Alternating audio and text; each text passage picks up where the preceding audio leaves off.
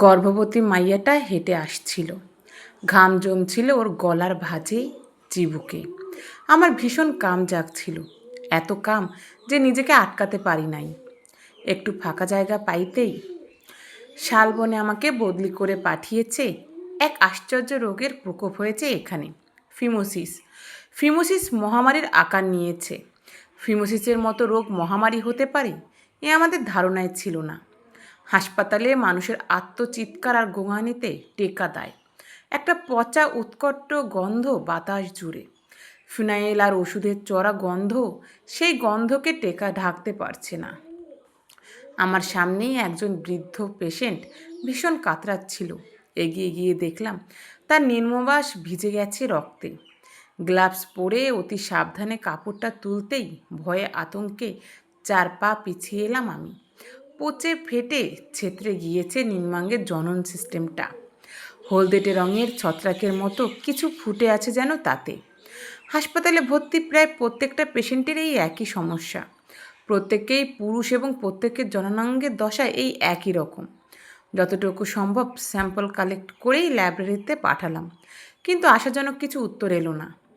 আমি বেশ বুঝতে পারছি এই রোগ আর যাই হোক সাধারণ ফিমোসিস নয়। 28 দিন অতিক্রান্ত, আজ থেকে আমার মধ্যেও রোগ লক্ষণ দেখতে পাচ্ছি। আমি জানি আমাকেও মরতে হবে। আমার লাস্ট পেশেন্ট ওই বুড়ো ভুল ছিল না, মৃত্যুকালীন প্রলাপ ভুল ছিল না। বুড়ো আমার কানের কাছে মুখ এনে ফিসফিস করে বলেছিল, বাবু, এসব আমাদের পাপের ফল। বছর 5 আগে এক গর্ভবতী মাইয়ারে নিয়ে তার স্বামী ডাক্তার দেখাতে যাচ্ছিল। পথ ভুলেই বা অন্য কোনো কারণে তারা জঙ্গলের মধ্যে দিয়ে এখানে শর্টকাট নিয়েছিল। পথে গাড়িটা খারাপ হয়ে যায়। সেই স্বামীটা বউটাকে রেখে জল আনতে গিয়েছিল পুকুরে। সেই মাইয়ারে দেখে জানোয়ারগুলো যে কি হয়েছিল। মাইয়াটার বরটাকে ওরা কুপিয়ে কুপিয়ে মারছিল।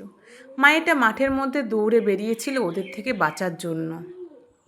হাত জোর করে বলেছিল, দোহাই, তোমরা আমাকে ছেড়ে দাও, আমার গর্ভে সন্তান আছে। একজন নারীকে দয়া না করো, একজন মাকে দয়া করো। কিন্তু ওরা 10 জনে খুবলে খুবলে খেলো ওকে।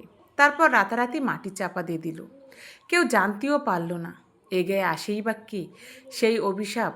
প্রশ্ন করেছিলাম, তাহলে বাকিদের দোষ কী? মাথা চাপড়ে হাহাকার করে উঠেছিল বুড়ো। আগে আমি অপরাধীদের মধ্যে একজন, আমি মাটি খোদক। মাইয়াটার মৃতদেহ আমার কাছে নামিয়ে দিয়ে চলে গেছিল ওরা। গর্ভবতী মাইয়েরে গর্ভশুদ্ধ সৎকার করা যায় না। গর্ভস্থ সন্তানকে বের করে মা ও শিশুর আলাদা আলাদা কর্ম করতে হয়, সময় লাগবে। তাই ওদের পাঠিয়ে আমি একাই রইলাম। কবর খুঁড়তে খুঁড়তে আমার কেমন যেন উদলাপাড়া শরীরটা দেখে লোভ লাগলো। এসে উঠে দেখি তখনও গরম রয়েছে। লোভ সামলাতে পারিনি, আমি আর শুনতে পারিনি। বমি পেয়ে গিয়েছিল। আমার ইচ্ছা করছিল ওই বুড়োটাকে ভারী পেপারোট দিয়ে থেতলে দিই। অতি কষ্টে সামলেছিলাম। কোয়ার্টারে এসে অনেকটা মদ্যপান করতে হয়েছিল, না হলে নিজেকে সামলাতে পারছিলাম না। অস্থির লাগছিল, নিজেকে কিছুতেই ভুলাতে পারছিলাম না। এক্ষেত্রে মন স্থির করতে বেশিরভাগ কম বয়সী পুরুষ যে ভুল করে, আমিও সেই ভুল করে বসেছিলাম। নীলছবি চালিয়ে বসেছিলাম। নিজেকে ক্লান্ত করে ঘুমিয়ে পড়েছিলাম। ঘুম ভেঙে যখন উঠলাম, আমার নিম্নাঙ্গের তীব্র যন্ত্রণা। বাথরুমে গিয়ে দেখতে পেলাম এই অবস্থা। আমি হাসপাতালে যাইনি আজ। আমার ঘরের আনাচে কানাচে আমি রক্তের ছোপ দেখতে পাচ্ছি, খুব ছোট ছোট পায়ের রক্তের ছোপ। আমাকে দেখলেই কেউ যেন খিলখিল করে হেসে হামাগুড়ি দিয়ে পালিয়ে যাচ্ছে। আমি বোধহয় পালিয়ে যাচ্ছি। আমার কানে বারবার বাজছিল বুড়োর একেবারে শেষ কথাটা। এই গ্রামে থাকার সময় কেউ কামের কথা ভাবলেই ওই মাইয়া আসে। ও এসে বাসা বাঁধে তার শরীরে।